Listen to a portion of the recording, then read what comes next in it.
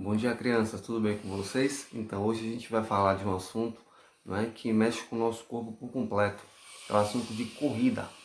Não é? Então, o que é uma corrida? Não é? O que é você caminhar? Quais são as formas de caminhar? Então, tudo isso aqui a gente vai ver. O que é essa biomecânica, né, da caminhada? Então, tudo isso a gente vai ver hoje aqui na explicação que eu vou passar para vocês entenderem melhor do que seria, tá bom? Então, o que é a corrida? A corrida, na verdade, ela é uma das formas mais primitivas, não é, que o ser humano utilizou para poder mesmo, por exemplo, correr atrás de um animal, né? Correr atrás de uma caça. Então, isso daí já é uma forma primitiva. Eles utilizavam a corrida, né, para conseguir pegar os seus alimentos. Então, isso daí é bom a gente frisar para vocês entenderem melhor, tá certo? Então, atualmente, a gente sabe que a gente não depende tanto da corrida, né? Então, somente se for para pegar um ônibus, por exemplo, o ônibus parou um pouco mais na frente, a gente corre daquela corridinha e tal, para poder chegar primeiro, né? Para poder chegar e alcançar o ônibus. É normal. Mas depender como os primitivos antes, não, a gente não depende, tá certo? O que é essa biomecânica, né, da corrida? É o estudo por completo da corrida. Então, é o estudo correto do seu corpo por completo. Como o seu corpo está procedendo, não é? Diante daquela corrida, tá bom? Você já percebeu antes a diferença entre correr e caminhar? Né? Tem uma diferença. Então eu vou explicar para vocês aqui o que seria essa diferença, tá bom? Quando a pessoa está andando depressa, em cada ciclo da passada ela mantém pelo menos um dos pés no chão, né? O outro pode estar no ar ou no chão também, só que na corrida não. Na corrida tem um movimento lá que a gente chama de voo, né? De voar. Então você está ali no processo do ataque, que é onde você vai pegar a sua velocidade. Você está no voo ou na suspensão, né? É onde o pé realmente fica um no chão e o outro fora do chão. E você está também finalizando com a recuperação, é onde você está parando a sua corrida. E já no processo da caminhada, não. Só existem dois processos, né? Só existem duas etapas, que é o ataque e a recuperação. É onde você anda, né, com os dois pés no chão, normalmente, sem precisar ter uma parte do voo da suspensão, que é na corrida, onde você pega a maior velocidade. Tá certo? E o movimento dos braços na corrida, né? Então, durante a corrida, os braços se movimentam para frente e para trás em movimentos alternados, né? Com passadas da corrida não lateralmente. O que é lateralmente? É você andar com o mesmo braço e a mesma perna ao mesmo tempo. Isso não existe, tá bom? Só o robô que anda desse jeito, mas a gente, ser humano, não consegue. Se você tentar andar, você não vai conseguir andar com o mesmo braço e a mesma perna na frente. Não tem possibilidade. Né? E o ângulo também do braço tem que estar em 90 graus, ou seja, formando um L no momento da corrida. Você está ali correndo, você não pode correr com o braço estirado, tem que andar com o braço em forma de 90 graus, tá bom?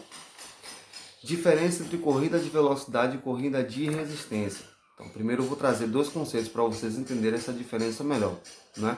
O que é uma velocidade? Velocidade é simplesmente a capacidade de você se movimentar com muito mais precisão, né? E mais velocidade, mais arranque, digamos assim. Então, você vai percorrer uma menor distância, né? Uma distância ali com o menor tempo possível. Então, isso é uma velocidade, né?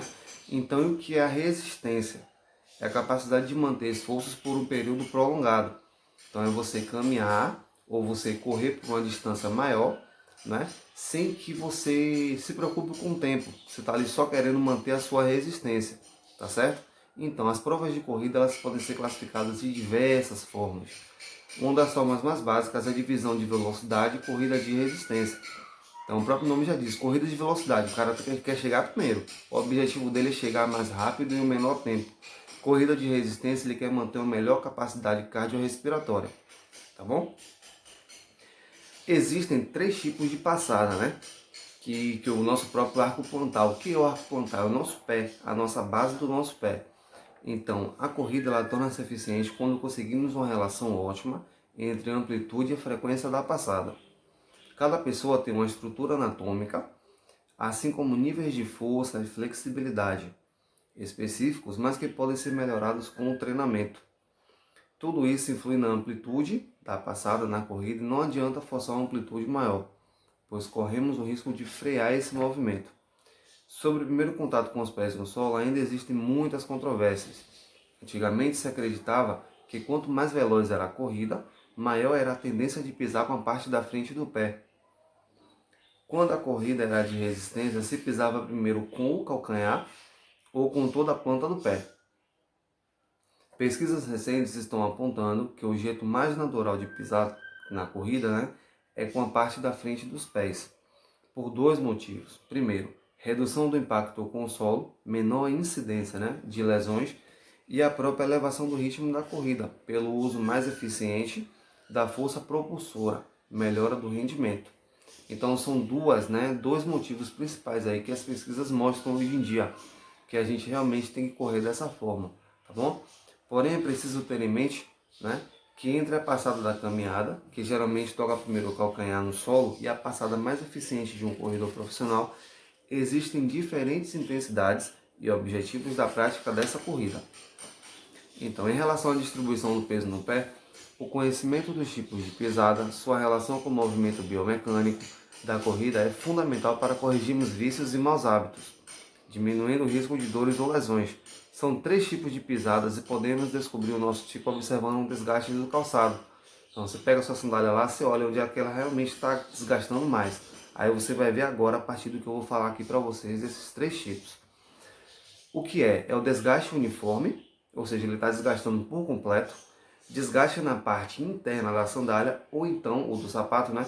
Desgaste na parte lateral, ou seja, externa, tá bom? Que é conhecido como pisada pronada, pisada neutra e pisada supinada. Então, o que é a pisada neutra, né? A neutra é aquela que você está pisando com o seu pé com o ângulo certinho, sem você pisar para dentro e nem para fora, tá bom? O que é a pisada neutra, por exemplo? Pisada neutra é essa que eu acabei de explicar, mas a supinada ela é diferente da neutra, né? A supinada ela pisa com a parte lateral do seu pé e a pisada pronada é com a parte interna do seu pé, tá bom? Então isso daí existem, né, diversas formas que a gente realmente tem que ter cuidado com o tipo de pisada para que não ocorra nenhum acidente, né, com o nosso corpo, tá bom? Então tem também, né, uma relação aí com o nosso arqueamento do pé. É o arqueamento plano, neutro e o arqueamento cavo, né, que é a parte interna, ou seja, o nosso pé, se vocês pararem para analisar, o pé nunca é igual de todo mundo. Tem uns que são mais côncavos, outros mais retos, né? Outros mais para o lado, para o outro. Então assim, depende muito da anatomia do nosso corpo também, tá bom?